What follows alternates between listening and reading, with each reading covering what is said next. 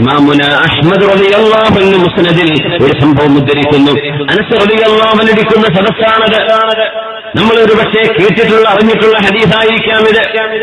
കുന്നാ ജുലൂസൻ മഅൻ നബി സല്ലല്ലാഹു അലൈഹി വസല്ലം, അല്ലാഹുവിന്റെ റസൂലിന്റെ മുമ്പിൽ ഞങ്ങൾ ഇങ്ങനെ ഇരിക്കുമ്പോൾ നബി തങ്ങൾ പറഞ്ഞു, യസ്ലു അലൈക്കുമുൽ ആന റജുലുൻ മിൻ അഹ്ലിൽ ജന്നഹ്, സ്വർഗ്ഗത്തിലേക്ക് പോകുന്ന ഒരാൾ ഇതാ ഇപ്പൊ ഇങ്ങോട്ട് കടന്നു വരും. സ്വഹാബികളൊക്കെ ഇങ്ങനെ മെല്ലെ മെല്ലെ നോക്കാൻ തുടങ്ങി, ആരായിരിക്കുമത്?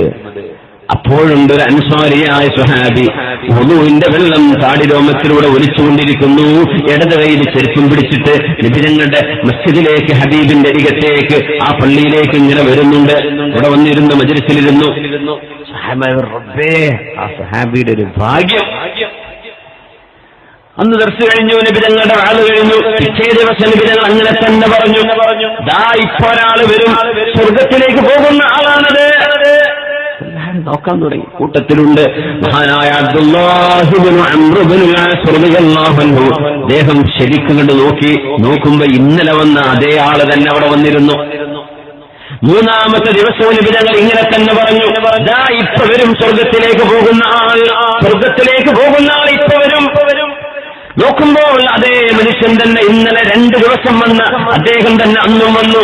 അപ്പോഴാണ് മഹാനായ അബ്ദുല്ലാഹി ഇബ്നു അംർ എന്നവർക്ക് തോന്നിയത്, ഇദ്ദേഹത്തിന്റെ കൂടെ ഒന്ന് കൂടി നോക്കണം, എന്താണ് ഞങ്ങളാർക്കും ഇല്ലാത്ത ഇബാദത്ത് എന്നറിയാൻ.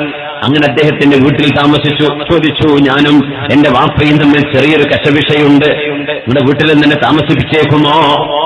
അതേ, കുഴപ്പമില്ലല്ലോ. വീട്ടിൽ താമസിച്ചു. ഒരു ദിവസം കഴിഞ്ഞു, വല്ലതും കണ്ടോ? ഇല്ല, സാധാരണ പോലെ തന്നെ. 2ാമത്തെ ദിവസം ഇന്നായിരിക്കും തഹജ്ജുദ് വിചാരിച്ചു. അന്ന് ഒരു കാര്യമായിട്ടൊന്നുമില്ല. സുബഹിന്റെ തൊട്ടും എഴുന്നേറ്റു, നമസ്കരിക്കാൻ പോയി, 2 പേരും രാവിലെ ജോലിക്ക് പോയി. സുന്നത്ത് നോമ്പുണ്ടോ? ഒന്നുമില്ല, സാധാരണ പോലെ. 3ാമത്തെ ദിവസം പറഞ്ഞു, പൊന്നാര സ്വഹാബി, ആ കാര്യമായൊരു ഞാനും വാപ്പും തമ്മിൽ പുരയിൽ കടന്നുറങ്ങാൻ പറ്റാത്ത യാതൊരു വിഷമൊന്നും ഞങ്ങൾ തമ്മിലില്ല. പക്ഷെ നിങ്ങളെപ്പറ്റി നബി ഇങ്ങനൊരു വാക്ക് പറഞ്ഞപ്പോഴേ, നിങ്ങളുടെ അടുത്ത് ഞങ്ങൾക്കില്ലാത്ത എന്താണുള്ളത് എന്നറിയാൻ വേണ്ടി ഞാൻ ഒന്ന് കൂടിയതാണ്. അപ്പൊ അദ്ദേഹം പറഞ്ഞു, മാഹുവ ഇല്ലാ മാ റഅയ്ത, നിങ്ങളെ കണ്ടില്ലേ, അത്രയേ ഉള്ളൂ, സാധാരണ ജീവിതം. എന്നാ ഞാൻ പോവാന്ന് പറഞ്ഞു. പോയി ഒരു 4 അടി പോയപ്പോഴാ ആ സ്വഹാബി വിളിച്ചു, ഇങ്ങോട്ട് വരിൻ അബ്ദുല്ലാഹ്, ഇബ്നു അംറേ, ഇങ്ങോട്ട് വരിൻ എന്ന് പറഞ്ഞു. എന്നിട്ട് പറഞ്ഞു, പിന്നെ മാ ഹുവ ഇല്ലാ മാ റഅയ്ത, നിങ്ങളെ കണ്ടതത്ര എന്റെ അടുത്തുള്ളൂ, വലിയ അമലൊന്നും എന്റെ അടുത്തില്ല. ഗൈറ അന്നീ ലാ അജിദു ഫീ നഫ്സി ലിഅഹദിൻ മിനൽ മുസ്ലിമീന ഗിശ്ശാ, വിശ്വാസികളിൽ ഒരാളെയും ഞാൻ വഞ്ചിക്കുകയില്ല. എന്റെ നഫ്സിൽ ആരോടും ഒരു വഞ്ചന തോന്നാറില്ല, ആരും പറ്റിക്കൂല. പിന്നെ വലാ അഹ്സിദു അഹദൻ അലാ ഖൈരിൻ അതാഹു അല്ലാഹു ഇയ്യാഹ്, അല്ലാഹു തആല ഒരു മനുഷ്യനെങ്ങാനും വല്ല പൈസയും കൊടുത്താൽ എനിക്കതിലൊരു അസൂയയും തോന്നാറില്ല. അൽഹംദുലില്ലാഹ്, അല്ലാഹ് കൊടുത്തു, അള്ളാന്റെ ഖജനാവ് വലുതല്ലേ.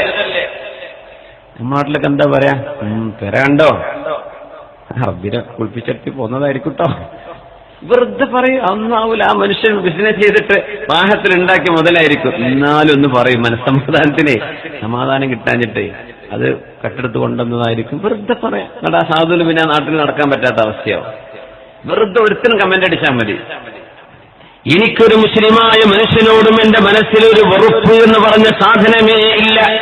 ഞാൻ കിടന്നുറങ്ങുന്നത് ലാ അഹ്സിദു അഹദൻ അലാ ഖൈരിൻ അതാഹു അല്ലാഹു ഇയ്യാഹ്, ഒരു മനുഷ്യൻ അല്ലാഹു ഒരു നന്മ ചെയ്താൽ അതിലെനിക്ക് സന്തോഷമേ തോന്നാറുള്ളൂ. ഒരു അസൂയ എന്ന് പറഞ്ഞ സാധനം എന്റെ ഹൃദയത്തിലില്ല. ഞാൻ അങ്ങനെ കിടന്നുറങ്ങാം. എന്ന് ഉറങ്ങാൻ ചെല്ലുമ്പോ ഒരാളോടും വെറുപ്പില്ല, ഒരാളോടും അസൂയയില്ല.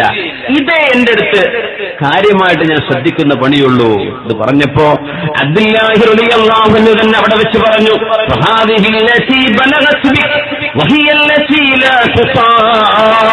ഇതുകൊണ്ട് തന്നെയാവണം നിങ്ങൾക്ക് സ്വർഗം കിട്ടിയത്. ഇതാണല്ലോ ആരെക്കൊണ്ടും സാധിക്കാത്തത്. കിടന്നുറങ്ങുമ്പോൾ അന്നൊക്കെ കഴിഞ്ഞത് അന്ന് പുറത്തു കൊടുത്തു. നമ്മൾ അങ്ങനെയല്ല പറയാ, ചാൻസ് കിട്ടിയാൽ ഞാൻ മറുപടി കൊടുക്കും, അവസരം കിട്ടിയാൽ ഞാനും 2 പറയും. അങ്ങനെ ചിന്തിക്കരുത്, അങ്ങനെ ചിന്തിക്കരുത്. അള്ളാഹു നമ്മുടെ ഖൽബിനെ ശുദ്ധിയാക്കി തരട്ടെ. കൈ പിടിച്ചു കൊടുക്കേ.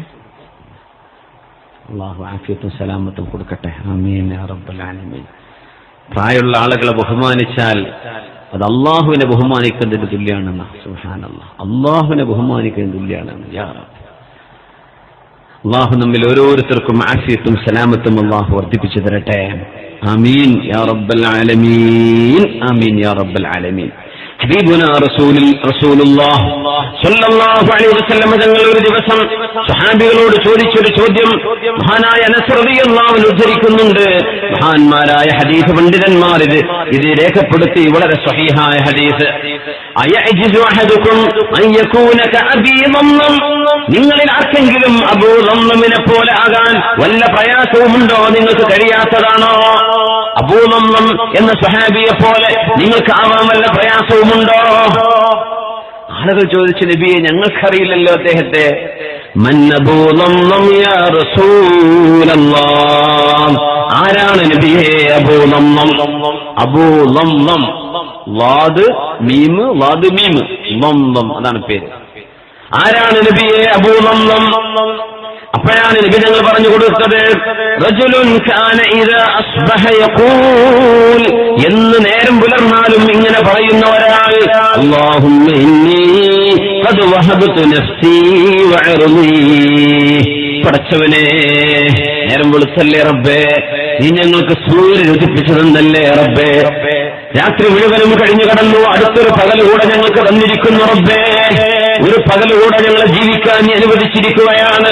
അല്ലാഹുവേ അല്ലാഹുവേ, ഖദ് വഹബതു നഫ്സി വഅർളി, എന്റെ ശരീരവും എന്റെ അഭിമാനവും ഞാൻ ജനങ്ങൾക്ക് ദാനം കൊടുത്തു തമ്പുരാനെ, എന്റെ ശരീരവും എന്റെ അഭിമാനവും ഞാൻ ജനങ്ങൾക്ക് ദാനം ചെയ്തു എന്ന് പറഞ്ഞിരുന്ന ഒരാൾ, അതാണ് അബൂ ദംനം റളിയല്ലാഹു അൻഹു.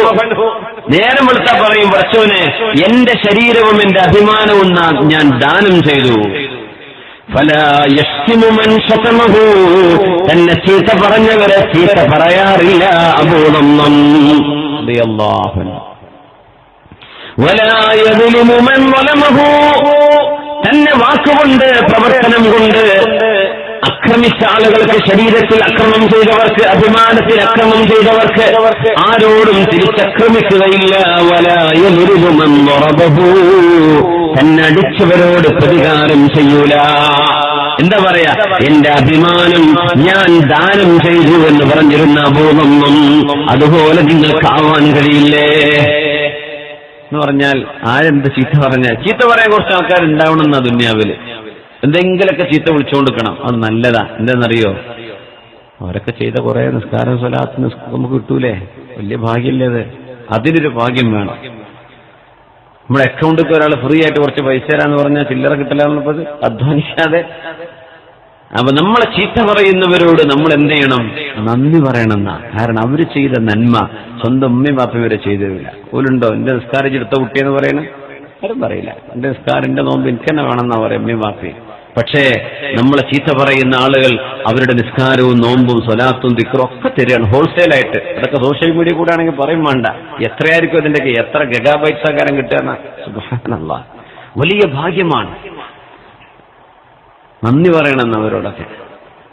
അൽഹംദുലില്ലാഹ്, നല്ല കാര്യമാണ്. നമുക്ക് പറയുന്നവർക്കല്ല, കിട്ടുന്നവർക്ക് നല്ല ഭാഗ്യമാണ്. അബൂ ദംനമിനെ പോലെ നിങ്ങൾക്കാവാൻ കഴിയൂലേ? വിവിധങ്ങൾ ചോദിക്കുമ്പോഴാണ് ആരാണ് നബിയെ അബൂ ദംനം?